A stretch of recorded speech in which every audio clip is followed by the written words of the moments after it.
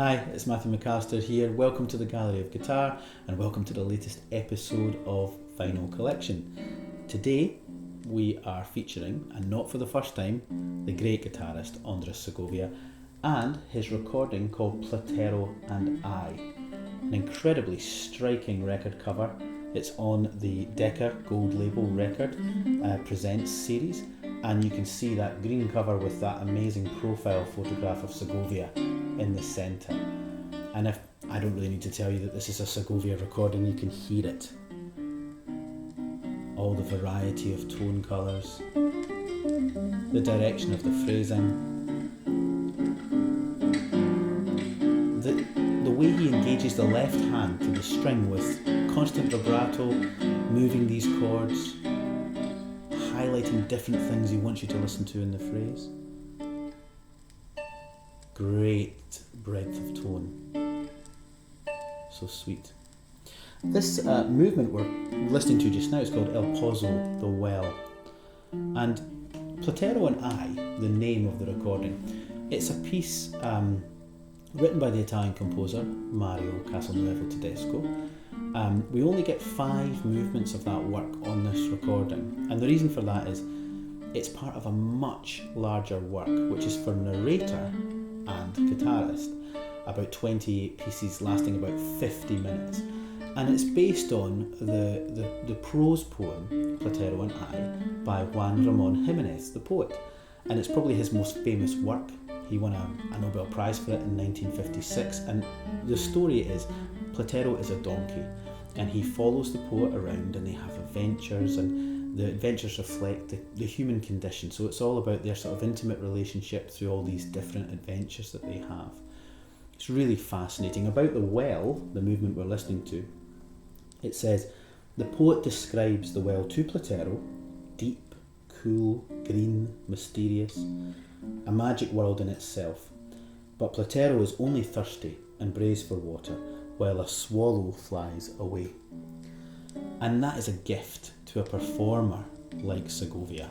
That narrative, even those words to try and depict in your phrasing and in your style, deep, mysterious, green, and then this idea of a swallow flying away and the indignance of Platero to the water. So it just gives a player like Segovia so much scope.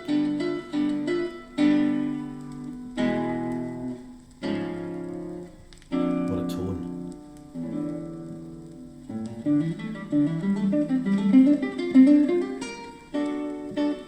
Wow.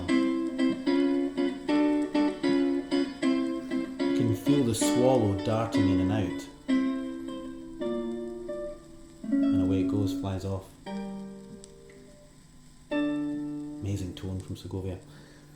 It's now going to go into another movement, the canary's flight, so the flight of the bird, the canary. And you can hear again Segovia taking that narrative and just running with it in his interpretation. So it's quite customary to hear movements of the larger piece performed as solo guitar works. They work, they stand alone. There's the canary flying about in the background. You can tell that Tedesco really wanted the piece performed with narrator in its entirety, but it lasts about 50 minutes and it's really quite an extensive thing to program, and can be quite difficult to program depending on what concert hall you're in or what opportunity it is you have to program repertoire. But it works really well on this recording. So side A is devoted to 5 pieces from Platero and I. And then side B is dedicated to the music of the Mexican composer, Manuel Ponce. So you have a Mexican composer in Ponce and an Italian composer in Tedesco, and neither are really using their national identity to inspire them for this repertoire on this recording. Obviously, Tedesco is using Jimenez's poem. What Ponce uses is a sonata romantica dedicated to Schubert, and it's not just a verbal dedication, it sounds like Schubert. In the first movement, the contrast of the two main themes is so romantic, and almost at odds with each other in a very Schubert-like way. He even uses that one measure pause of silence, which was a Schubert trick to use for dramatic effect in writing. And Ponce has a real relationship with the sonata as a form. Sonata Classica was dedicated to Fernando Sor. There's a Mexican sonata which is dedicated to the music from his homeland, the dance forms. And then, of course, this Schubertian sonata, Sonata Romantica for guitar, one of our longer sonatas, and really an attempt to bring the guitar into that romantic classical world and find a home there, just like these larger sonatas such as Schubert and other composers, really are the staple of that repertoire. So if you haven't heard Sonata Romantica by Ponce, I know I'm playing the Tedesco for you now. It's worth an explore, it's worth checking that out. And it's just a fascinating recording. It's a performer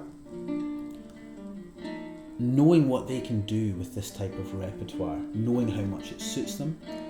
It's putting two pieces together that contrast greatly but also complement each other on the recording.